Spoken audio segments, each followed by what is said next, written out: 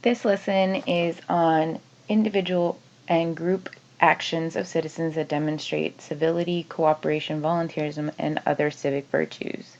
For my objective, I have students will be able to identify a real-life example of how they can become involved in civic activities like civility, cooperation, volunteerism, etc., and convincingly influence others to become involved in a particular civic issue.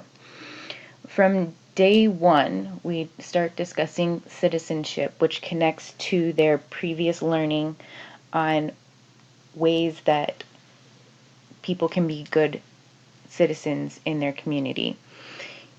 And I have a real world connection immediately for their assessment. They will identify 3 potential class rules that demonstrate good citizenship, and these rules will actually be adopted by the class when we vote on which rules we feel exhibit the best roles for our class. Even going to the next day, we have the individual civic virtues they feel are most relevant to themselves discussed in a think, pair, share. And throughout the lesson, we incorporate science and math and other areas that students can complete their research, as well as art incorporated through protest signs and protest music. Students will analyze primary sources that depict protest signs, identifying key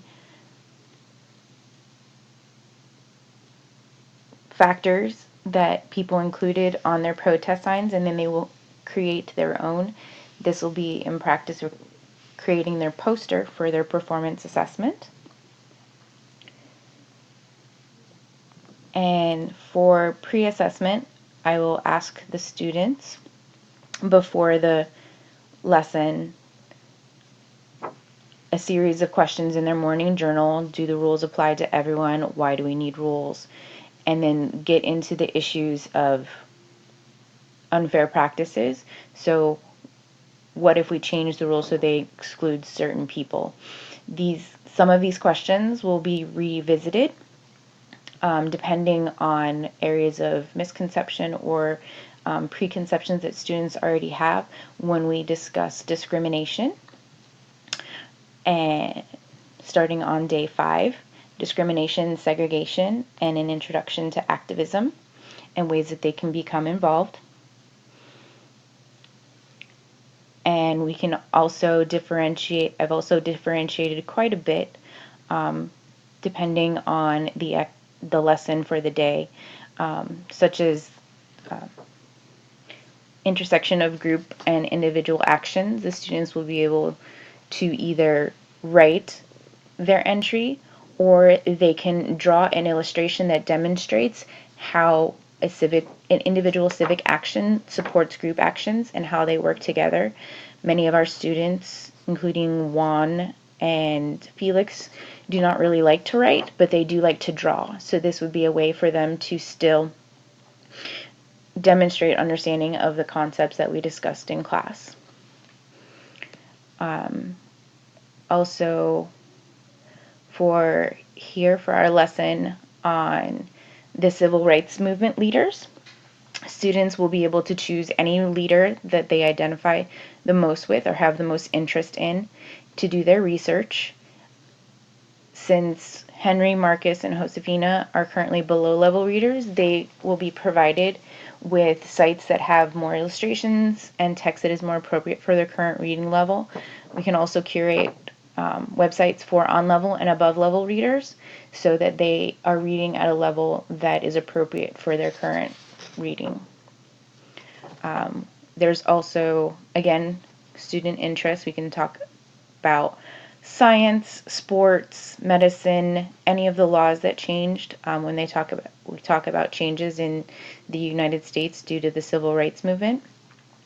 For instance, Lily is interested in science and math, so she could look into ways that the civil rights movement changed science and math. And even for women, there's a great website talking about African American women that were first to work for NASA. Jason likes sports, so he could do research on the changes in the NFL, or anything like that where he's interested in. Throughout, there's different types of formative assessments that I use. We have exit tickets, think, pair, share for an informal assessment. When they're for our group civic actions, the students are actually going to work together as a class to identify a way that they can improve the school community, and they will be assessing each other as they work together on positive actions that each other had. And then the following day, they're going to reflect in their morning journal on how they worked together and what they learned about cooperation, which is one of our group civic virtues. And this will also be a variety of skills that they will be exhibiting, because they're going to work collaboratively as a class, and then they will also reflect individually. There's also journal entries, a couple of journal entries, checklist to observe that students are utilizing the computers in an appropriate manner. There's also a couple of scaffolded worksheets to help students organize their thoughts. For instance, for the civil rights leaders, it'll have name, what contributions they made, and then they'll have to identify the civic virtues, but it'll be all presented for them in a very easy to read manner and easy to fill out. For important CRM, civil rights movement events, we have a timeline, concept maps. I even have them writing a blurb as they start to learn more about modern social justice groups. Just who they are, what they do, their actions, and what civic virtues they exemplify. Can provide a structured worksheet with prompts for students that have difficulty with writing. Amir, Anna, and Deontay would be awesome for this because they dislike writing and need more support in this area. So by providing them with exactly what they need to do, it'll help them to be able to complete the same task as everyone else. And as we go through the lessons, I'll be checking their formative assessments to make sure that they're actually understanding the concepts as we move through, because this is quite an extensive unit with a lot of important topics. We'll also be creating a poster, like a protest sign, to prepare them for their performance assessment for their summative assessment. There will be one vocabulary quiz, but the vocabulary will be presented in context of social justice and civic action, so it won't be foreign definitions for them.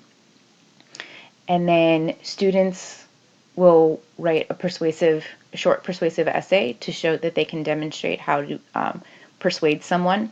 They only need to include 2 reasons why they feel it's important. I also have they need to know how to develop an action plan for their summative assessment. So I have a worksheet that provides scaffolding and prompts for them to what they need to include for the action plan. A more scaffolded edition can be provided for those with limited writing skills. And there are quite a few different learning experiences. There will be read-alouds, there will be music, internet research, viewing primary source images, literature, exploration, writing. Students will not be just sitting in their desk learning. They will be actively researching and learning more about civic virtues and the civil rights movement and how that influences the world today. And I have quite a few accommodations for ELLs. especially when it comes to doing research. They will be provided with the option of completing their research in English or Spanish, whichever they feel more comfortable reading the particular content. They can also write in their native language or dictate what they want to say to a teacher or a classmate that is finished so they can transcribe it. ELLs will also be partnered with native speakers throughout so that they have someone to support them. And also, if there's someone that's a little bit more proficient in English, they'll be able to assist them with translating what they're trying to say. And I have, like I said before, literature, I have websites, I have extensive use of the internet. 21st century skills are ever important in these days. And they will utilize a variety of skills throughout many of their lessons. They're going to participate in read alouds with the teacher, with stopping points to examine what they're thinking, what they're feeling, any questions they have, especially for this lesson for segregation and discrimination and activism. These are new concepts for most of these students, so they may be confused, they may not quite understand what's going on. So they're going to build a class anchor chart at the beginning as they're talking about unfair practices. Some of the questions that were presented in the pre-assessment will be revisited so we can discuss what the students already know before we delve into this very heavy topic. They will also analyze primary source images depicting segregation and reflect on what they see in the images. They're going to revise and edit their class anchor chart as they move through the lesson to see how their thoughts, feelings, and questions have changed as they learn more. And then at the end of the lesson, they're going to put themselves in the shoes of someone that faced segregation, explain how they would feel about it, and what they would do about the situation if they were in those shoes. So it also includes perspective taking, so it includes a lot of various skills on Bloom's taxonomy. There's quite a few of the activities where they have to do research and synthesize what they learned to provide the answers, such as internet research, organizing their findings, describing civic virtues that the civil rights leaders exemplified. There's also, for the posters, they're analyze primary source images on the internet depicting protest signs. They're going to discuss what they noticed and learn about the importance of protest signs during the civil rights movement and even today. And they will create their own protest signs about a current social justice issue. So they can work on their signs, and they will also be listening to protest songs. So it will be stimulating their oral sensors as well as their brains. Music has shown to stimulate thinking, so I think this will be an awesome lesson for them. But I think this is a extremely thorough unit, and I think that the students would get a lot out of it. I think I have definitely made connections from the real world to now. And their summative assessment, I absolutely adore.